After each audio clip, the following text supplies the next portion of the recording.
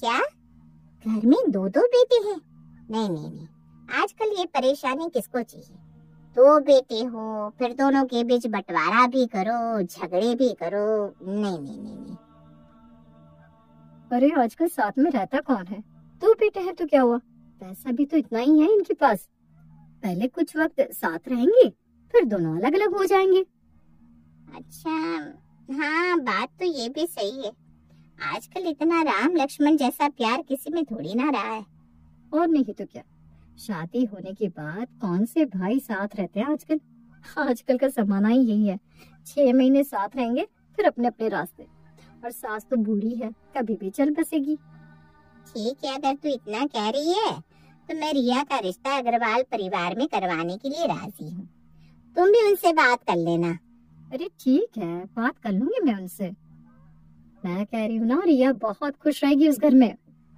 शीला की सहेली ने जब उससे अग्रवाल खानदान की बात की तो शीला को उसकी बात समझ में आई और उसे भी लगा कि आजकल कौन से भाई एक साथ रहते हैं। आज नहीं तो कल अलग तो हो ही जाएंगे और उसके बाद तो उसकी बेटी का ही राज होगा। इसलिए शीला अपनी बेटी का रिश्ता कावेरी के छोटे बेटे अनुज से करवाने के लिए तैयार हो गई। अरे बधाई हो छोटे, तेरी तो निकल पड़ी। अब मैं फाइनली उस गाने पे डांस कर पाऊंगी। लो चली मैं अपने देवर की बारात लेकर। ये लो, इसे देवरानी आने की इतनी खुशी नहीं जितनी गाने पर डांस करने की है। बोलो।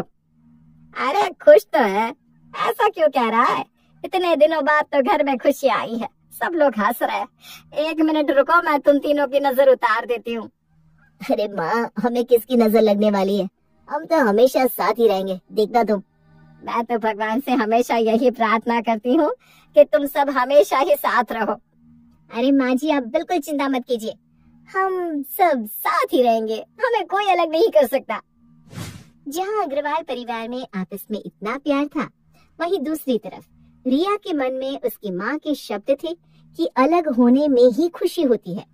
जब वो इस परिवार में शादी करके आई तो थोड़े वक्त तक तो उसने इंतजार किया, लेकिन जब उसे लगा कि यहाँ तो कोई भी अलग होने की सोच तक नहीं रहा तो उसने ये बात अपनी माँ से कहना शुरू कर दिया।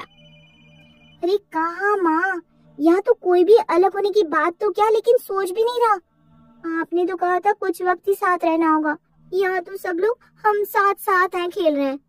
अरे मुझे क्या पता था कि इनका आपस में इतना प्यार है कि ये लोग गोंद की तरह चिपक जाएंगे एक दूसरे से। तो माँ अब क्या करें? अरे तू चिंता मत कर, मेरे पास तो एक से एक नुस्खे हैं इन्हें अलग करने के। तू बस जैसा मैं कहती जाऊँ वैसा करती जा, फिर देख कैसे ये सब अलग होते हैं। ठीक है माँ। रिया की माँ और रिया ने मिलकर ऐसे हालात पैदा करना शुरू कर दिया जिससे अग्रवाल परिवार के बीच में दरार पड़नी शुरू हो जाए। शुरुआत हुई पैसों से। अरे आज पता है, मैं बाजार गई थी तो वहाँ इतनी अच्छी अच्छी साड़ियाँ थी, क्या ही बताऊं, मुझसे रहा नहीं गया। मैंने तो 2-3 उठा ही ली। अच्छा किया तुमने, तुम्हें अच्छी लगी ना, बस यही बात है। हाँ सही बात है, घर की बड़ी बहू है तू, आखिर इतना हक तो तेरा बनता ही है। ये अच्छा मौका है, अभी इसका फायदा लेना चाहिए। अभी कमरे में जाकर अनुज के कान भरती हूँ। अरे क्या हुआ, तुम इतनी उदास क्यों लग रही हो? आज भाभी बाजार गई थी, वहाँ से इतनी सुंदर सुंदर साड़ियाँ ले आई है। तुम्हें पता है ना, मेरा भी कितना मन होता है साड़ियाँ लेने का। अरे बस इतनी सी बात, तुम्हें किसने रोका है? तुम भी ले लो साड़ियाँ। पर आपको तो भैया को हर बात का हिसाब देना पड़ता है ना, कि कितना खर्चा किया, क्यों किया। ऐसी बात नहीं है, वो तो मैं जानती हूँ, भैया और भाभी इस घर के बड़े हैं, इसलिए सब कुछ उनके हाथ में है। आपको हर बात के लिए उनके आगे हाथ फैलाना पड़ता है, ये बात मुझे अच्छी नहीं लगती। मैं आपको ऐसे नहीं देख सकती। मैं तो यही सोच रही थी कि अगर हम अलग रह रहे होते तो आपको ये सब झेलना नहीं पड़ता और मेरी भी इच्छाएं पूरी हो जाती। अरे रिया, मैं अंदर आ सकती हूँ? अरे हाँ हाँ, आइए ना भाभी।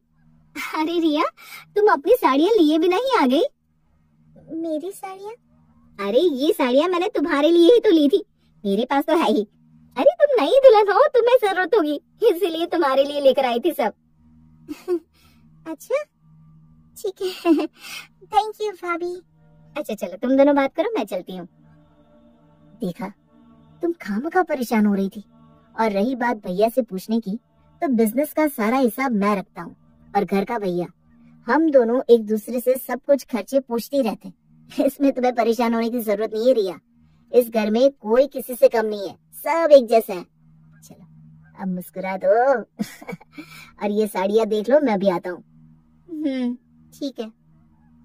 ये मुसीबत है, जितना इन लोगों को अलग करने की कोशिश करती हूँ होती ही नहीं। ये लोग पता नहीं किस मिट्टी के बने हैं, लेकिन मैं भी हार नहीं मानूंगी। कुछ ऐसा करूंगी कि इनके मन में एक दूसरे के प्रति नफरत बढ़ जाएगी। रिया की कोशिश हर बार नाकामयाब गई थी, इसलिए उसने इस बार कुछ ऐसा सोचा जिससे घर वालों के बीच गलतफहमी हो जाए। अरे क्या हुआ दिव्या बहू, क्या ढूंढ रही है कब से? माँ जी, सुबह से मेरा वो मोतियों वाला असली हीरे का हार नहीं मिल रहा, पता नहीं कहाँ गया। अरे ठीक से देख, यहीं कहीं होगा।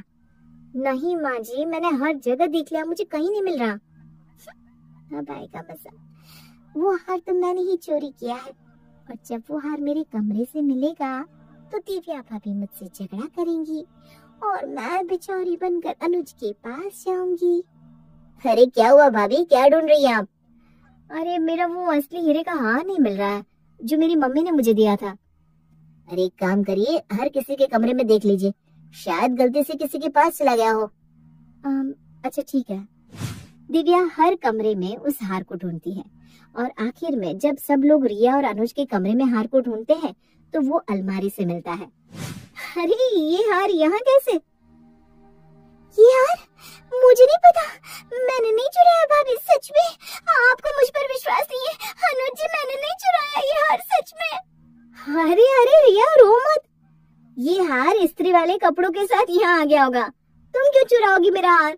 मुझे तुम पर पूरा विश्वास है, तुम कभी भी इस घर में ऐसा कुछ कर ही नहीं सकती। हाँ रिया, तुम तो मेरी छोटी बहन जैसी हो। अगर भगवान भी आकर कह देना कि ये सब तुमने किया है, तब भी मैं विश्वास नहीं करूंगा।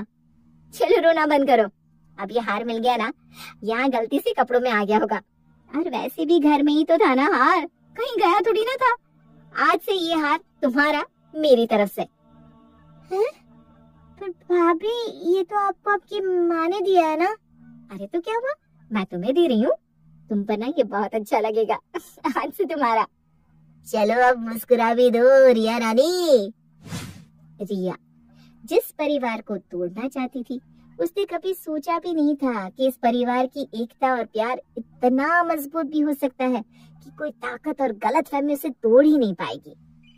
अरे क्या हुआ, हमारा प्लान कामयाब हुआ कि नहीं? नहीं ना माँ, जैसा हमने सोचा था वैसे कुछ भी नहीं हुआ। पता नहीं कैसे ढीठ लोग हैं, कुछ असर ही नहीं होता इन पर। पर तू फिक्र मत कर, मेरे पास एक और प्लान है। इस बार हम कुछ ऐसा करेंगे कि जिससे ये परिवार 2 टुकड़ों में बट जाएगा। माँ, तुम जिस परिवार को तोड़ने की बात कर रही हो ना, वो मेरा परिवार है, और अब मैं तुम्हें ऐसा कुछ भी नहीं करने दूंगी। अरे ये क्या बोल रही है? सही कह रही हूँ मैं ही पागल थी जो परिवार को जोड़ने की बजाय उसे तोड़ने की बातें कर रही थी। इस परिवार में खुशियाँ हैं, प्यार है एक दूसरे के लिए। माँ, यहाँ लालच और कपट के लिए कोई जगह नहीं है। यहाँ कोई एक दूसरे को गिराने के बारे में नहीं, बल्कि उठाने के बारे में सोचता है। तो तू इस घर में सबके साथ रहेगी? हाँ माँ, मैं सबके साथ रहूंगी। मुझे समझ में आ गया है कि अलग रहने से सिर्फ आपको अकेलापन मिलता है, साथ रहने से आपको सबका साथ, प्यार और अनुभव भी हासिल होता है। और एक बात माँ, अगर तुम्हें आज की बात बंटवारे की बात करनी हो ना, तो मुझे फोन मत करना। अरे मेरी बात तो। लेकिन तब तक फोन कट चुका था। ये कहानी मंजू के परिवार की है, जो एक सरकारी टीचर होती है। वहीं उसके दोनों बेटे और बहुएं भी अच्छी नौकरी पर होते हैं, लेकिन सभी लोग अपने पैसे खर्च करने के लिए रोते रहते हैं। एक दिन बुआ जी कहती है, लगता है मंजू तुम्हारे घर में सब इतने बिजी हैं कि किसी को घर के पर्दे बदलने का भी टाइम नहीं है। बुरा न मानना, पर इससे अच्छे पर्दे तो हम लोगों की कामवाली के घर है। क्या मजबूरी है जो इतने गंदे पर्दे लगा रखे हैं। क्यों, क्या हुआ, क्या हो गया इन पर्दों को? और करना ही क्या है, वक्त किसके पास है कि वो पर्दे खरीदने जाए? वक्त या पैसा? वैसे घर के पर्दों को तो देखो, कितने गंदे हो रखे हैं। लग रहा है सालों से ना धुले हो। लाओ दे दो, मैं ही धो लाऊंगी। वो बुआ जी, मैंने तो इनको बदलने को बोला था, लेकिन किसी को टाइम ही नहीं है। वो क्या है ना, आप तो जानती हैं कि सभी नौकरी वाले हैं। पर्दे तो छोड़ो, तुम लोग ये बताओ घर की सफाई कितने दिनों बाद करते हो? घर भी कितना गंदा हुआ पड़ा है, जाली मिट्टी सब है। ये क्या है बुआ जी, जब से आई है कमियां ही गिना रही है। वैसे बुआ जी पिछले हफ्ते ही घर साफ करवाया था, न जाने इतनी जल्दी गंदा कैसे पड़ गया। बहू, पैसों से ही घर नहीं बनता, घर बनाने के लिए घर को देखना भी पड़ता है। अच्छा अब मैं चलती हूँ, इस घर में तो ठीक से सांस भी नहीं ली जा सकती, कितनी गंदगी है। सुना तुमने बहू, तभी मैं बार बार तुम लोगों से बोलती हूँ, काम पर जाने से पहले घर की थोड़ी साफ सफाई कर दिया करो। अरे काम ही सब कुछ नहीं है, घर को देखना भी जरूरी है। नहीं तो कोई काम वाली रख लो, अरे कम से कम वो तो काम करेगी। काम वाली? वाह, काम वाली कोई मम्मी जी फ्री में है क्या?